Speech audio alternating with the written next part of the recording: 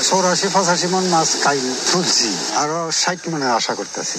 সর্বশেষ কত লক্ষ টাকা খরচ হবে? 7 লক্ষ টাকার ফিড এবং বাকি আর কত টাকা খরচ? 8 লক্ষ টাকা খরচ হয়েছে। 8 লক্ষ টাকা। আশেপাশে কারো কি ফলন দেখেছেন? মানে হারভেস্ট টাইমটা কেমন হয়েছে? টনে 21.5 মন মাল ভাই। 1 টন খাবার খাওয়া 21.5 মন। সেই হিসেবে আপনি 7 টন খাওয়াইছেন। আমরা যদি 20 মন করে ধরি 1 টন খাবারে কত মন হয় দেন দেখি? 140 মন। 140 মন। 15,40,000 টাকা। 15,40,000 টাকা। 8 লক্ষ টাকা মাইনাস করলে 7,40,000 টাকা আপনার প্রফিট থাকবে ইনশাআল্লাহ। থাকতে পারে ইনশাআল্লাহ। ইনশাআল্লাহ। গত বছর আপনার যা রেট ছিল ওই রেটে যদি থাকতো আপনার 12 লক্ষ টাকা আসেছিল। 12 লক্ষ টাকা আপনি 12% পুকুরে লাভ করতেন। কিভাবে ব্রুড মাছ সংগ্রহ করে, কিভাবে ডিম ফুটায়, কিভাবে আবার ডিম থেকে পোনা নিয়ে সেটা পুকুরে চাষ করে, বিস্তারিত তথ্য আজকের প্রোগ্রামে দেওয়ার চেষ্টা করবো। সিংহাকি মাছ চাষের বিষয়ে পরামর্শ করতে চাই, তাদেরকে আমি পরামর্শ দিতে পারবো। আমার 16-17 বছরের অভিজ্ঞতা থেকে বলছি কোন মাছটা শতকে কত পিস চাষ করবো, তারা কোন পুকুরে কোন মাছের জন্য কতটুকু সাইজের পুকুর হলে ভালো হয়, আদর্শ পুকুর, কোন মাছ পানির কোন স্তরে বসবাস করে, শতকে কোন মাছটা কতটুকু চাষ করলে ভালো হয়, ফলন হয়, এবং কি যে কোনো রোগের বিষয় হোক, ক্ষত রোগ, ভাইরাস, পেট ফোলা, কোন রোগের কোন ওষুধটা, কোন অ্যান্টিবায়োটিকটা কতটুকু কিভাবে দিতে হয়, মানে মাছ চাষের বিষয়ে এমন কোনো জিনিস যা বাকি নাই যে তারা আমার কাছ থেকে পরামর্শ না পাবে। রেনু ফোটানোর পরে পুকুরে দিয়েছি, আজকে 12 দিন বয়স চলতেছে, তো 1 সপ্তাহ পরে এই পোনাটা সেল দিয়ে দিব। যখন 4,000-5,000 পিসে 1 কেজিতে হবে তখন নিয়ে যাবে আর কি। বাইনা করে রাখছে, অর্ডার করে রাখছে, বুকিং দিয়ে রাখছে, 1 সপ্তাহ পরে দিয়ে দিব আর কি পোনাটা। এই পুকুরে কতগুলো পোনা ছাড়া আছে? এই পুকুরে 3 কেজি ডিম দেওয়া হয়েছিল, ধারণা করতেছি 2.5 থেকে 3 লক্ষ পোনা হবে।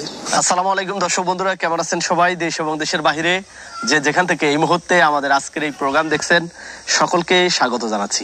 দর্শক বন্ধুরা, আজকে অবস্থান করছি নেত্রকোনা জেলার কেন্দুয়া উপজেলার হারাকান্দি গ্রামে। এই গ্রামে এর আগেও এসেছিলাম। এই গ্রামের একজন কর্ম উদ্যমী উদ্যোক্তা আরজু মিয়া চাচা, সেই সাথে তার ছেলে আমিনুল ভাই, তারা দুজন মিলেই পরিকল্পিতভাবে এই 12% পুকুরে কয়েক বছর যাবত শিং মাছ চাষ করে যাচ্ছেন। তো আমরা আজকে সেই বাবা ছেলের সাথে কথা বলবো। এই এলাকায় আরেকজন উদ্যোক্তা রয়েছে সাইফুল ভাই, এর আগে আমরা তাকে দেখেছিলাম। তিনি এলাকার অনেক উদ্যোক্তাদেরকে সাপোর্ট দিচ্ছে, মাছ চাষে বিভিন্ন পরামর্শ দিচ্ছে, রেণুপোনা বিক্রি করে।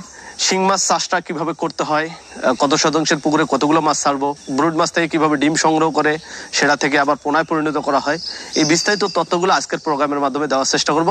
আশা করছি যারা মাছ চাষ করতে চান, বিশেষ করে ক্যাটফিশ জাতীয় মাছের মধ্যে শিং মাছ চাষ করতে চাচ্ছেন, তাদের জন্য আজকের এই ভিডিওটি খুবই গুরুত্বপূর্ণ হবে। যার কারণে ভিডিওটি না টেনে পুরোটি দেখার চেষ্টা করবেন। আমরা আজকে চাচা এবং তার ছেলের পরিকল্পিত শিং মাছ চাষের বিস্তারিত তথ্য আপনাদের দেওয়ার চেষ্টা করব। চলুন শুরু করা যাক।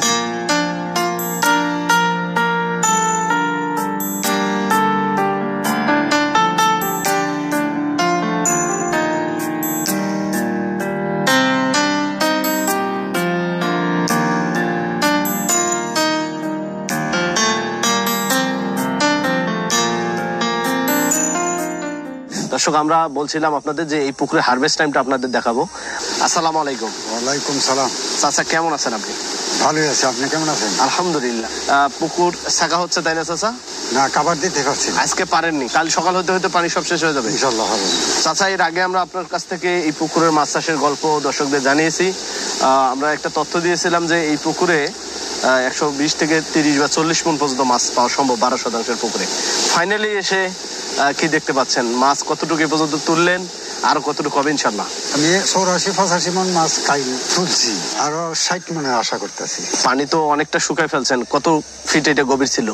ওটা গভীর আছে 10.5-11 ফুট আছে। তো কালকে যে মাছ বিক্রি করলেন 84-85 মণ, কেমন বাজার পেলেন এবছরে? বাজার ড্যাম পাইছি। আচ্ছা, কি কারণে বাজারটা এবারে কম পেলেন? এটা তো আর জানি না, এটা তো এলাকা পৃথিবীর মধ্যে কি শুরু হয়েছে যে। আচ্ছা, এই বছর আচ্ছা বললাম না, গত বছর মাছের দর তো ভালো দর আছে। গত বছরে কেমন দামে বিক্রি করছিলেন? গত বছর আমি 11,000 টাকা দরে বিক্রি করছিলাম, কিন্তু মাছ ছোট আছে, ছোট ছিল। এই বছর মাছ 10 টাকা কেজি আইছে। আচ্ছা, আর গত বছর মাছ 25 টাকা কেজি আছে, অনেক পার্থক্য। 11,000 টাকা দর বিচ্ছে। আর এই মাছ আমার হিসাবে 14,000 টাকা দর যাওয়ার কথা, কিন্তু 13 পাইছি না। আচ্ছা আচ্ছা, 12 পাইছি না, 11 পাইছি। 11,000 টাকা দরে বিক্রি করছি, তো আমি ইনশাল্লাহ লাভবান। তারপর লাভবান। যাই হোক, আমরা এখন একটু ক্যালকুলেশন করি। যেহেতু শেষ সময় এসে, এখন তো হিসাব নিকাশের সময়, তাই না? যা খরচ করছেন বিক্রি করার পরে যা আয় হবে তা থেকে খরচটা বাদ দিয়ে যা থাকবে তাই তো লাভ, তাই না? এই পুকুরে কি পরিমাণ খাদ্য খাওয়িয়েছেন আপনি কত মাস ধরে? 10 মাসে তার সেবা শেষ হয়েছে। 10 মাস এখানে লালন পালন করছেন? করছি। 10 মাসে কত বস্তা ফিড খাওয়াইছেন মাছকে? 60 টন মাল গেছে। 60 টন। এই 60 টন ফিডের দাম কেমন? 100 টাকা কেজি। 100 টাকা কেজি, তার মানে 7 লক্ষ টাকার খাবার খাওয়াইছেন। অনেক টাকার খাবার খাওয়াইছেন। এখানে আরো ট্রিটমেন্ট আছে না, মানে ওষুধ বা অন্য কোনো? আছে, পানি আছে। আচ্ছা, বিদ্যুতের পানি দিতে হয়। আর অন্য কি কি পারপোসে খরচ হয়েছে? প্রতি মাসে তো আমার 1000-1200 টাকা খরচ হতে মেডিসিন লাগবে। আচ্ছা, সর্বশেষ কত লক্ষ টাকা খরচ হবে? 7 লক্ষ টাকার ফিড এবং বাকি আর কত টাকা 8 খরচ? লক্ষ টাকা খরচ হয়েছে। 8 লক্ষ টাকা। আশেপাশে কারো কি ফলন দেখেছেন, মানে হারভেস্ট টাইমটা কেমন হয়েছে? টনে 21.5 মণ মাল পাই। 1 টন খাবার খাওয়া 21.5 মণ। সেই হিসেবে আপনি 7 টন খাওয়াইছেন। আমরা যদি 20 মণ করে ধরি 1 টন খাবারে, কত মণ হয় দেন দেখি? 140 মণ। 140 মণ। 140 মণকে আপনি গুণ দেন, 11,000 গুণন হচ্ছে 40, 140 গুণ 140, 15,40,000 টাকা। 15,40,000 টাকা। 8 লক্ষ টাকা মাইনাস করলে 7,40,000 টাকা আপনার প্রফিট থাকবে ইনশাল্লাহ। থাকতে পারে ইনশাল্লাহ। ইনশাল্লাহ। এই যে 10 মাস কষ্ট করে এখানে লালন পালন করছেন, পারিপার্শ্বিক অনেক প্রতিবন্ধকতা আছে, ঝড় বৃষ্টি, প্রাকৃতিক দুর্যোগ, অনেক কিছু কিন্তু এটার সাথে জড়িত। 10 মাস এটাকে লালন পালন করতে হয়েছে, দেখতে হয়েছে। এখনকার অনুভূতিটা কি বা আনন্দটা কেমন লাগতেছে আপনাকে? ভালো লাগতেছে আলহামদুলিল্লাহ। আমিনুল ভাই, আপনার কাছ থেকে একটু জানতে চাই, আপনি তো একটা চাকরি পেশার সাথে জড়িত আছেন। এই যে বাবা এটা করতেছে, সার্বক্ষণিক হয়তো আপনি এটার সাথে লেগে আছেন, আপনার কাছে কেমন লাগতেছে বা কেমন খুশির বিষয়টা, বা আপনি কি ধারণা করছিলেন একটু যদি বলেন? না, ওটা আপনার দেখা যাচ্ছে 10 মাস মাছটা লালন পালন করার পরে লাস্টে যখন রেজাল্টটা ভালো আসছে, সেই হিসেবে অনেক আনন্দই লাগতেছে। আচ্ছা, তবে বাজার রেট কিন্তু আপনার কম। গত বছর আপনার যা রেট ছিল ওই রেটে যদি থাকতো আপনার 12 লক্ষ টাকা আসেছিল। 12 লক্ষ টাকা আপনি 12% পুকুরে লাভ করতেন। জি। এই যেটা পেয়েছেন তাতে কি খুশি না? আলহামদুলিল্লাহ, যা পাইছি আলহামদুলিল্লাহ। তাতে এই আলহামদুলিল্লাহ। বাজারটা তো এক এক সময় এক এক রকম হয়, তাই না? হ্যাঁ, এক এক সময় এক এক রেট। আপনি তো একবারে বয়সে নবীন এবং তরুণ, আপনার আসলে কি মনে হয় সরজমিনে নিজের পুকুরে এত বেশি পরিমাণ ফলন ফলাচ্ছেন, যে চাকরি করেন, চাকরির তুলনায় এটা কতটা বেশি লাভজনক হতে পারে? ওটা চাকরির চেয়ে আপনার সব গুণ দিয়ে অনেক ভালো। কারণ চাকরির চেয়ে ওইটা আপনি যদি, আমি সবসময় প্রতি বছরে যদি এটা চাষ করি, গড় হিসেবে আপনার 60 থেকে 70 হাজার টাকা বাড়িতে আমি বসে এটা পাইতেছি, সেই হিসেবে অনেক ভালো। আচ্ছা, আলহামদুলিল্লাহ। তাহলে একজন মানুষ যদি বাসায় পরিবারের সঙ্গে থেকে এই ধরনের পুকুর খনন করে, মাছ চাষ করে, নিজের কর্মসংস্থান তৈরি করে, সেটা উদ্যোক্তাদের জন্য কতটা লাভজনক হবে, বা কোনো তরুণ এই সেক্টরে সংযুক্ত হতে পারে কিনা, আপনার দৃষ্টিকোণ থেকে কি মনে হয়? হ্যাঁ, হইতে পারে, কিন্তু শুরুতে বেশি মাছ ঘনত্বে চাষ করা যাবে না। কেউ যদি তরুণ উদ্যোক্তা আসে, শুরুতে সে অল্প করে চাষ শুরু করতে হবে, তবে সে আস্তে আস্তে ক্রমান্বয়ে এটা বাড়াতে হবে।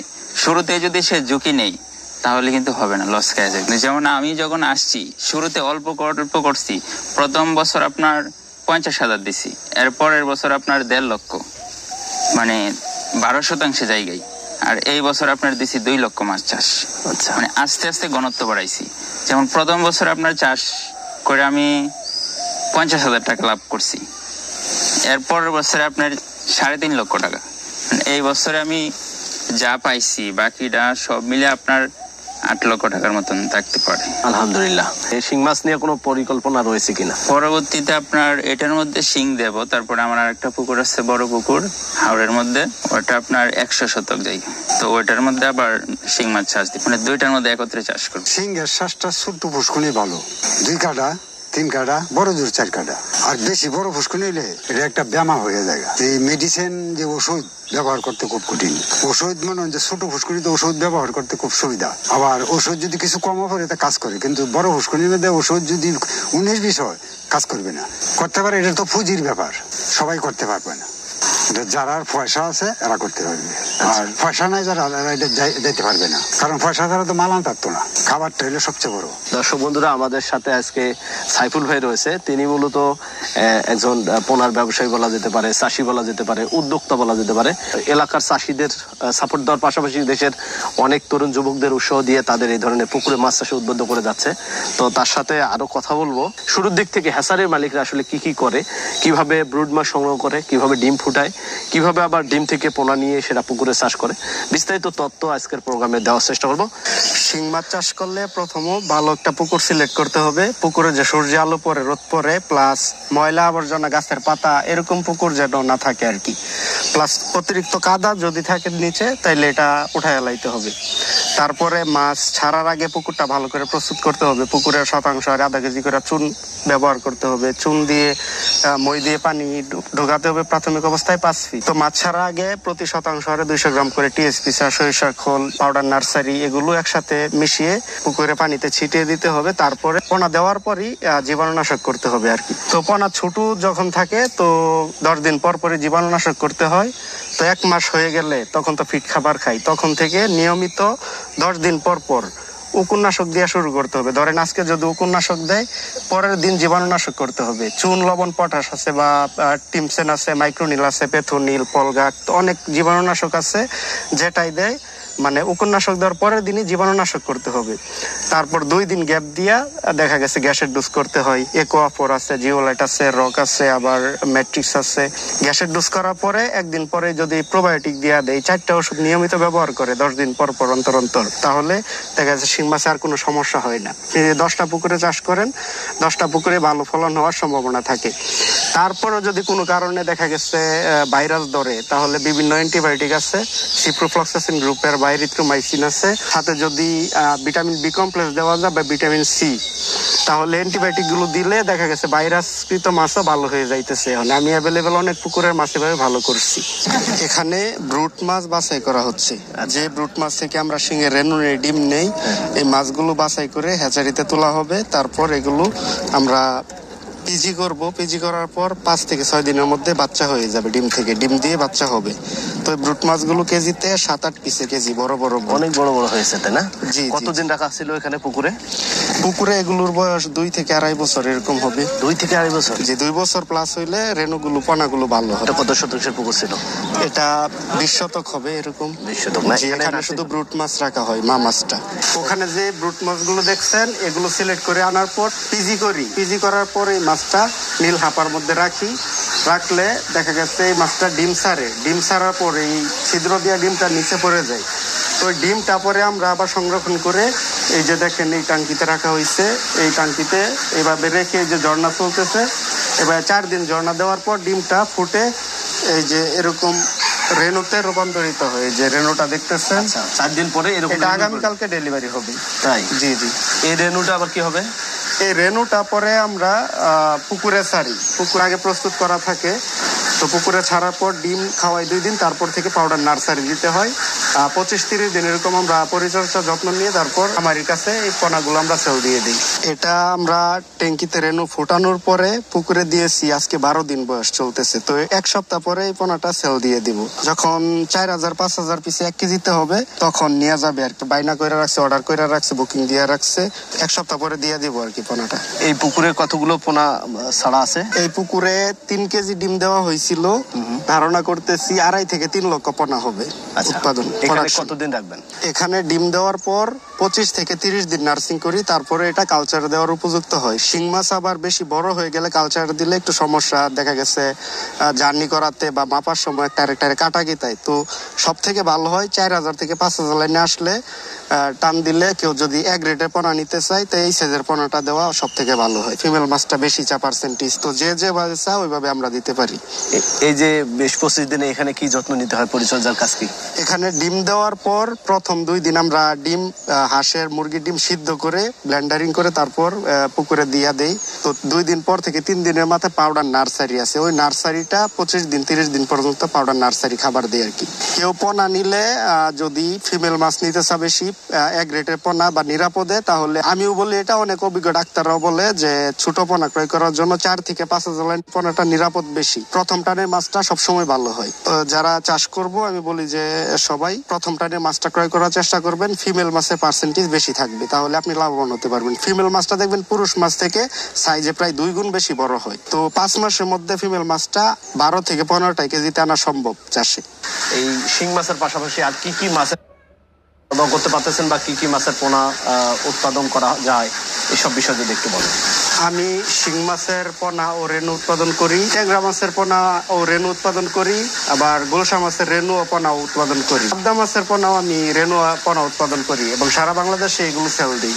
এই যে এগুলো হচ্ছে ভিয়েতনামি শোল মাছের পোনা, অরিজিনাল ভিয়েতনামি শোল মাছের শোল মাছ। বাহ, জি জি। এই তো অনেক চঞ্চল প্রকৃতি। এটা আর 10 দিন পরে সেল দেওয়া যাবে আর কি। বা এই সাইজেরটা অনেকেই নেয়। গোল্ডেন রুই মাছের পোনা। রুই মাছ? জি, গোল্ডেন লাল রুই মাছের পোনা।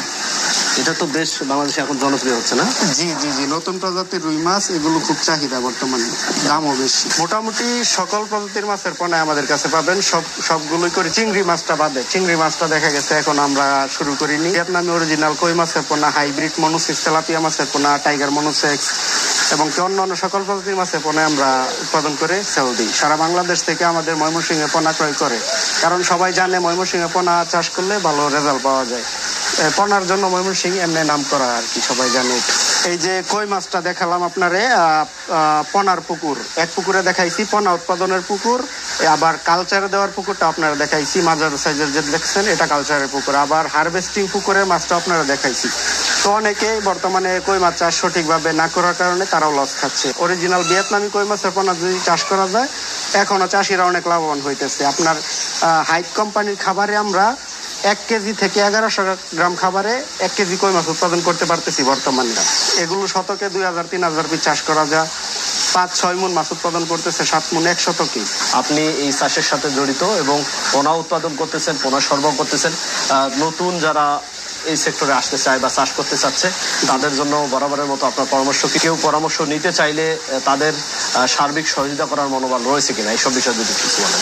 যে যারা নতুন চাষ করতে চায় তাদেরকে বলবো, যদি আমারে ফোন দেয়, যে কিনো মাছ চাষের বিষয়ে পরামর্শ করতে চাই তাদেরকে আমি পরামর্শ দিতে পারবো। আমার 16-17 বছরের অভিজ্ঞতা থেকে বলছি, কোন মাছটা শতকে কত পিস চাষ করবো, তারা কোন পুকুরে কোন মাছের জন্য কতটুকু সাইজের পুকুর হলে ভালো হয়, আদর্শ পুকুর, কোন মাছ পানির কোন স্তরে বসবাস করে, শতকে কোন মাছটা কতটুকু চাষ করলে ভালো হয়, ফলন হয়, এবং কি যে কোনো রোগের বিষয় হোক, ক্ষত রোগ, ভাইরাস, পেট ফোলা, কোন রোগের কোন ওষুধটা, কোন অ্যান্টিবায়োটিকটা কতটুকু কিভাবে দিতে হয়, মানে মাছ চাষের বিষয়ে এমন কোনো জিনিস বাকি নাই যে তারা আমার কাছ থেকে পরামর্শ না পাবে। যে কোনো রোগ হোক, অনেকে শিং মাছ চাষে ভয় পা, দেখা যাচ্ছে ক্ষত রোগ, ভাইরাস এগুলো নিয়ে ভয় পা।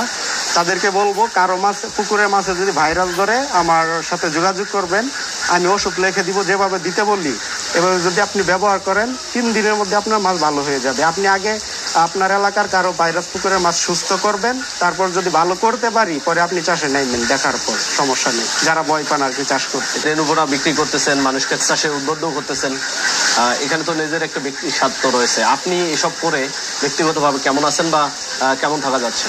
আলহামদুলিল্লাহ, আমি অনেক ভালো আছি। দেখা গেছে আমি যেহেতু পোনা দেওয়ার পাশাপাশি সবার খোঁজ খবর রাখি, পুকুর রেডি করা পর্যন্ত, পোনা খাওয়ার ওষুধ, খাওয়া দাওয়া কিভাবে দিব, বিক্রি করা পর্যন্ত আমি খোঁজ খবর রাখি, যার কারণে আমার পোনার চাহিদা অনেক বেশি। সবাই আমার কাছ থেকে পোনা ক্রয় করে, ফোন দিয়ে পরামর্শ নেয়। আল্লাহর রহমতে অনেক, আমাদের নার্সারি প্রজেক্টও দেখছেন অনেক বড়, অনেক পোনা সেল দিই আমি আল্লাহর রহমতে। তো অনেক কথা হলো, আজকের প্রোগ্রামটা দর্শকদের দেখাতে চাইছিলাম যে হারভেস্টের বিষয়। তো আমরা মোটামুটি চেষ্টা করছি হারভেস্ট থেকে শুরু করে পোনা উৎপাদনের বিভিন্ন বিষয়ে দর্শকদের জানানোর। আমি আশা করি যারা মাছ চাষ করতে চায় তারা উপকৃত হবে আজকের এই ভিডিওটি দেখে। আমরা আপনার শারীরিক সুস্বাস্থ্যতা কামনা করতেছি, সেই সাথে আপনাদের এই যে ময়মনসিংহ, ত্রিশাল সহ বিভিন্ন জায়গার চাষিরা যে মাছ চাষ করে স্বাবলম্বী হচ্ছে তাদেরও সামনের দিন সুগম কামনা করে বিদায় নিচ্ছি। আসসালামু আলাইকুম। ওয়ালাইকুম আসসালাম। দর্শক বন্ধুরা, আজকে সারাদিনটি আমরা এই ময়মনসিংহ, ত্রিশালের বিভিন্ন জায়গা ঘুরে বেড়েছি। আজকে যে চাষির গল্প আপনাদের জানালাম, এটা হচ্ছে অনেকের কাছে অবিশ্বাস্য মনে হবে, তবে অবিশ্বাস্য হলে সত্য যে এই অঞ্চলের চাষিরা অধিক ঘনত্বে মাছ চাষ করে তার স্বাবলম্বী হচ্ছে। পাশাপাশি এই সাইফুল ভাইয়ের মতো অসংখ্য তরুণ বেকার যুবকদের কর্মসংস্থানের সুযোগ সৃষ্টি হয়েছে এই ধরনের হ্যাচারিতে মাছের রেণুপোনা উৎপাদন করে। এই মাছের রেণুপোনা উৎপাদিত সারা দেশে ছড়িয়ে যাচ্ছে এবং আমাদের দেশের মৎস্য সেক্টরের মাছের উৎপাদন দিন দিন বৃদ্ধি পাচ্ছে এবং আমাদের দেশের কৃষি অর্থনীতি সমৃদ্ধ হচ্ছে। দর্শক, এই ছিল শিং মাছ চাষ পদ্ধতি এবং এর কালচার নিয়ে এর কালচারের বিভিন্ন তথ্য নিয়ে আমাদের আজকের এই প্রতিবেদন। আপনাদের আশেপাশের সফলতার গল্প আমাদের জানিয়ে দিন, আমাদের সাফল্য কথা টিম চলে যাবে আপনাদের কাছে। ধন্যবাদ সবাই।